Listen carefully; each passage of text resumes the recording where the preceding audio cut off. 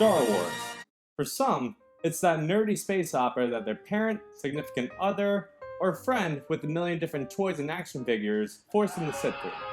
22.5 hours of odd dialogue, weird aliens, and names that are so confusing you might as well just call them Jesus and William Howard Taft. But for many, especially me, this movie series is more than just that sci-fi special that has a marathon on some random TBS afternoons. Star Wars is something that began as the ultimate mind-blowing experience for moviegoers in 1977, with its cutting-edge special effects and its grand scale that changed the movie scene as we know it. Its two sequels, Empire Strikes Back and The Return of the Jedi, closed out what some consider to be one of the greatest film trilogies of all time. My love for Star Wars stems from all three film trilogies and the times I got to watch them in my life. So let's start from the beginning, with Episode 1, when I was 5. Now, it was commonly accepted that the prequels ruined Star Wars, but I think the backlash for this trilogy has decreased over time as the kids who got to see it in theaters grew into adults. I was 5 years old when Phantom Menace came out, and like any other 5-year-old who thought Jar Jar Binks shoving his tongue into a pod racer was comedy gold, I had a pretty good time. So son, did you like it? Yeah, Dad, did you see that part when Qui-Gon, he fought that Satan dude in the Beetlejuice desert? And, the Jar Jar guy, he was so funny. Did you like it? Did you like it? Did you like it? Now, the criticism for this movie was that it wasn't on the same tier of quality as the original trilogies. But for a 5-year-old who thought that Doug the Movie was among the comedy classics, it was a perfectly brainless way to be introduced into the Star Wars universe. George Lucas had stated that these movies were for children, and though the whole child-friendly trade negotiations and Republican Federation went a little over my head, a member of the target audience he made this movie supposedly for really enjoyed it. So shortly after I got to see Episode 1, I was introduced to the whole original trilogy, and wow. You want to talk about the game being changed. Seeing the villain that little Annie would become was unreal. You had Han shooting first, Obi-Wan Kenobi, the Force, the Death Star again, Hoth, Ewoks. I kinda like the Ewoks. There's so many moments that I really love in the original trilogy. I have to make a completely different video to just talk about those moments. Now, to anyone at this point that's thinking, goodness, this guy is kind of nerding out really hard, to you, I say. Correct! But the point was that I was a kid, and these movies filled me with a complete sense of adventure. I mean, what kid wouldn't want to become a Jedi Knight and have a lightsaber and use the Force and, like, save the galaxy?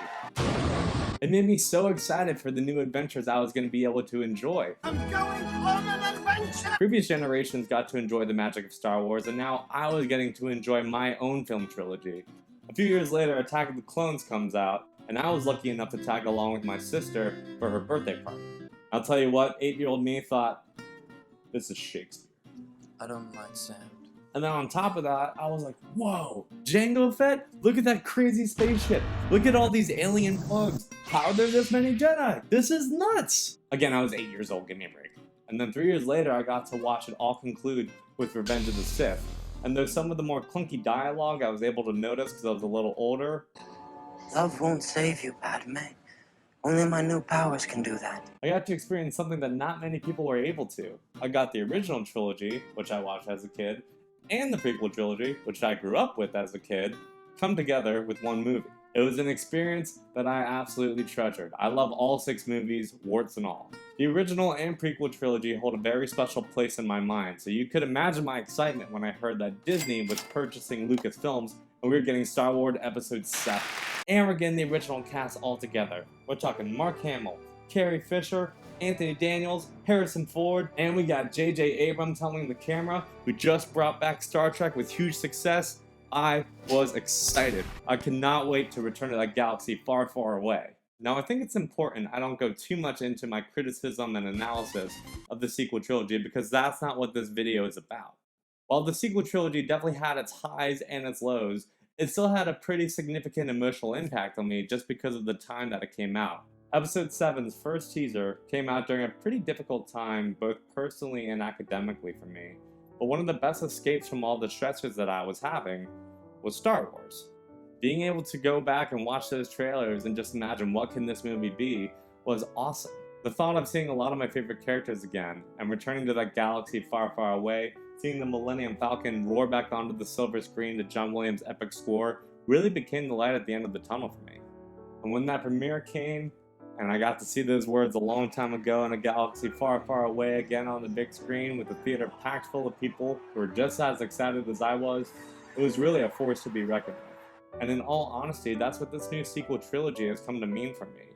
While I have mixed feelings on the movies themselves, the emotional impact and significance it has on me is something that's going to stand the test of time. And that's going to be what I remember about these Star Wars movies, that they were the light at the end of the tunnel when I was going through a pretty difficult time in my life. Being an occasion where I can have my friends and family come visit me just for a film premiere. Being the topic of conversation during grad school when all I want to talk about is anything that isn't school related. Star Wars has never been a perfect set of movies, but what makes Star Wars so great is the joy it's able to bring to so many people. I have so many memories thanks to this nerdy space trilogy that I'll always be thankful for and cherish. I love the prequels because they were the movies I got to grow up with and see in the theaters.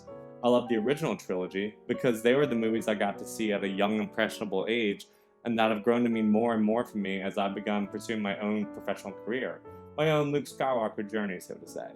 And I'll always be thankful for the sequel trilogy because of the hope, memories, and experiences it gave me during a challenging period of my life, giving me something to hold on to, even if it was something as silly as a movie premiere to look forward to. There's a story that went around during the filming of the original Star Wars that whenever Mark Hamill and Carrie Fisher would argue about the details of a scene, George Lucas would just be like, "Guys, it's just a movie." But even Hamill himself has acknowledged that this film trilogy has come to mean much more to fans around the world than they could have possibly ever imagined. Well, I'm one of those fans. The thing is that I always will be. Thank you so much for watching my video, and may the Force be with you.